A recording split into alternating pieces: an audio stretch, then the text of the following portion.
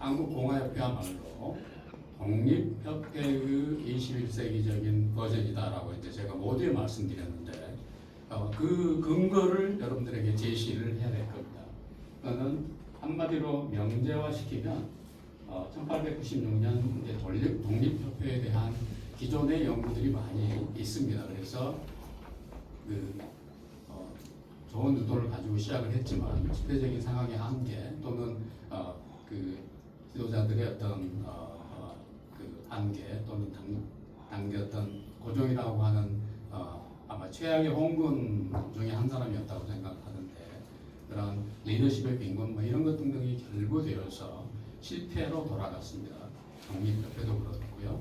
만민공동회도 마찬가지입니다. 그런데 저는 결코 실패로 돌아갔다고 생각하지 않고요. 이 독립협회와 만민공동회에서 나타난 어떤 시대정신을 한 문장으로 압축하면 그건 바로 신민에서 시민으로의 비약을 어떤 점에서는 선취한 역사적 순간, 거대한 역사의 모멘트였다라는 생각을 하게 됩니다. 그래서 얼핏 일견 실패한 것처럼 보이지만 고종이 해산 명령을 내리고 이렇게 지리멸렬을 한 것처럼 보이지만 우리가 역사를 긴 시각에서 바라보면 결코 그렇지 않다라고 하는 것을 확인할 수 있습니다. 그래서 이런 독립협회와 만민공동회에서 그 싹을 트인 공화의 정신이 바로 1919년 3.1운동의 어떤 그런 폭발적 성과로 나타나는 것이고요. 바로 상해 임시정부의 임시현장, 대한민국 헌법의 그 최초의 형상화라고 할 수 있는 10개의 헌법 조항 중에 제1조가 대한민국은 민주공화제로 한다라고 하는 그러니까 일제강점기 시대에 이제 여러 가지 임시정부가 여러 형태의 변화를 겪으면서 5번의 중요한 헌법 개정 작업을 했는데요. 그 5번의 그런 과정과 그다음에 이제 1948년도에 개헌헌법이 제1조 대한민국은 민주공화국으로 한다라고 하는 방식으로 그대로 계승되는 것을 우리가 확인할 수 있고요.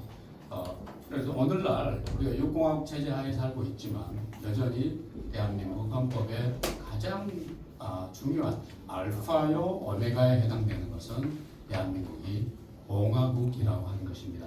그래서 이 독립협회와 만민공동회에서 나타난 이러한 시대정신이 연면이 현실 역사의 그런 어려움에도 불구하고 압박과 탄압과 일제강점기 시대의 고난과 그다음에 군사독재 상황의 그러한 그 어려운 상황에도 불구하고 저는 한국 역사의 저립에 도도하게 이러한 흐름이 흘러가고 있었고 바로 그런 것들 때문에 오늘날 대한민국의 성취를 가능케 한 핵심적인 정신이었다고 생각하게 됩니다.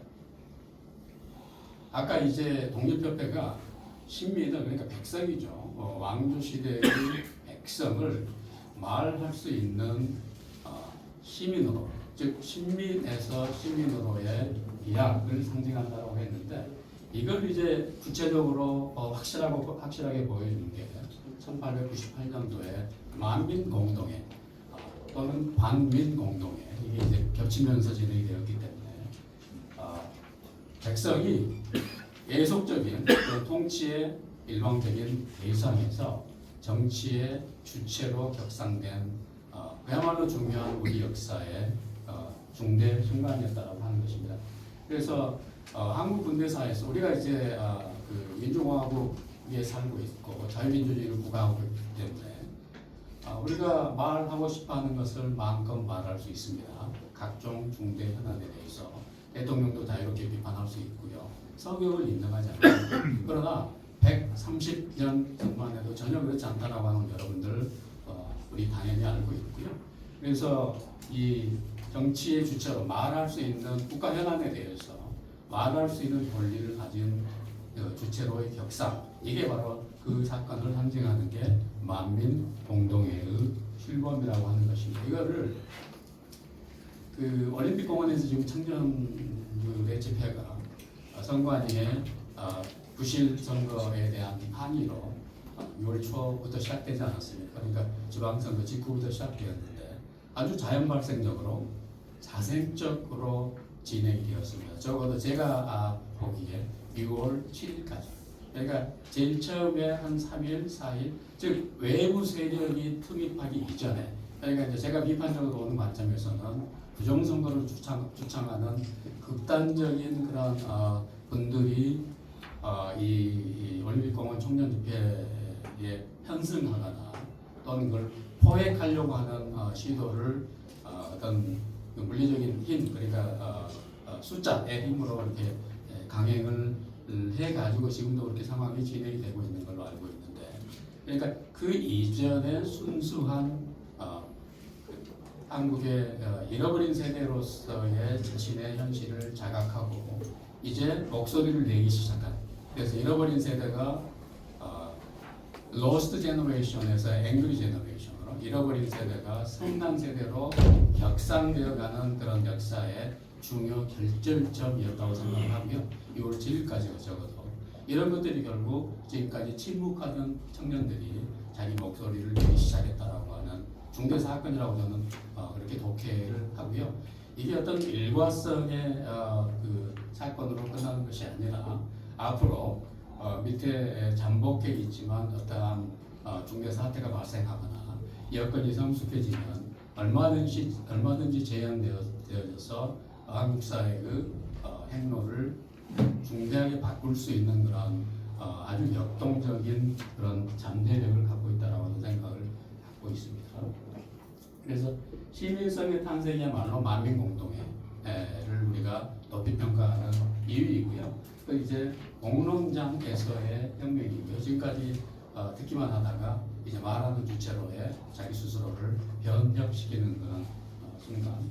그 다음에 이제 왕국, 뭐 그게 조선 왕조가 됐든 제국이 됐든 군주가 아주 자의적으로, 그중에 이제 대표적인 지도자였죠. 자의적으로 모든 국정이나 예산이나 애교나 이런 것들을 일방적으로 견제받지 않은 이런 상황에 대한 문제의식이 결국 독립협회와 만민공동회로 저는 압축돼서 나타났다고 생각하거든요. 그러니까 어떤 제도, 의회가 됐든 또는 뭐 시민의 어떤 목소리가 됐든 이런 틀 안으로 예를 들면 견제하고 제약하려고 하는 거의 최초의 근대적 시도, 이게 바로 만민공동회였다고 생각을 하게 됩니다.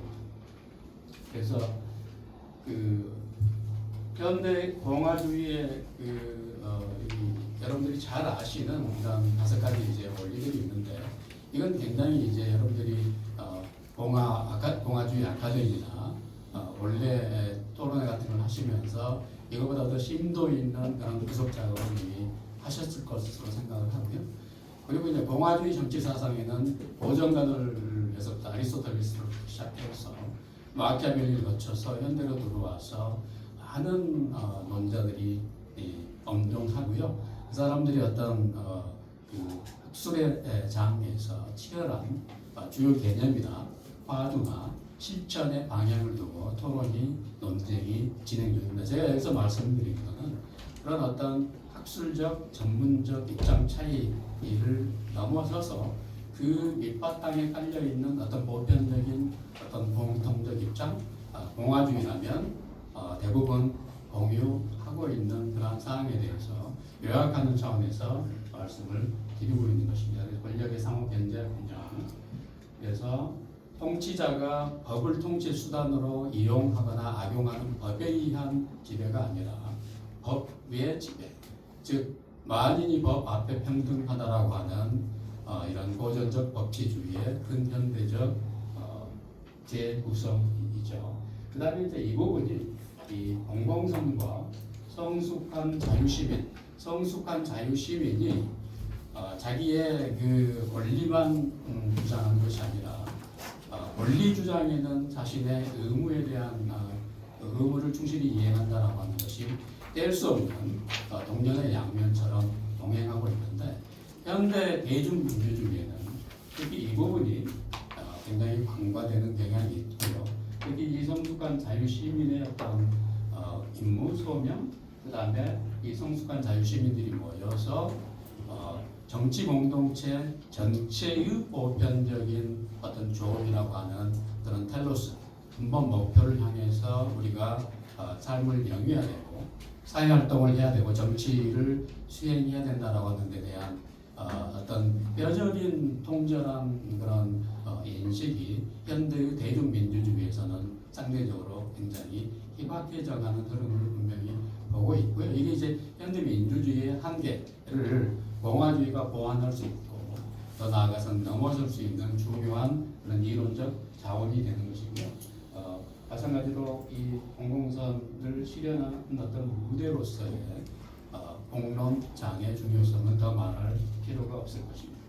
그 다음에 이제 비지배 자유라고 하는 말을 여기 계신 공화주의 한국공화협회 회원들은 입수하신 개념이겠지만 일반 시민들에게는 생소한 개념이라고 아마 봐야 될 겁니다. 이건 이제 그 패티트라고 하는 현대 공화주의 사상가가 고전적 공화주의의 어떤 흐름을 재구성하고 혁신시키면서 도입한 즉 자유주의적인 자유와 또는 민주주의적인 자유하고도 차별화되는 공화주의의 가장 중요한 특징 중의 하나로서 제시를 했고 이게 많은 그런 토론 과정을 거쳐서 오늘날 현대 공화주의 이론과 실존 체계에서는 굉장히 중요한 핵심적 화두로 이렇게 자리 잡고 있는 개념이 바로 비지배 자유라고 하는 것입니다. 그래서 일반적으로 이제 자유주의자들이 말하는 자유는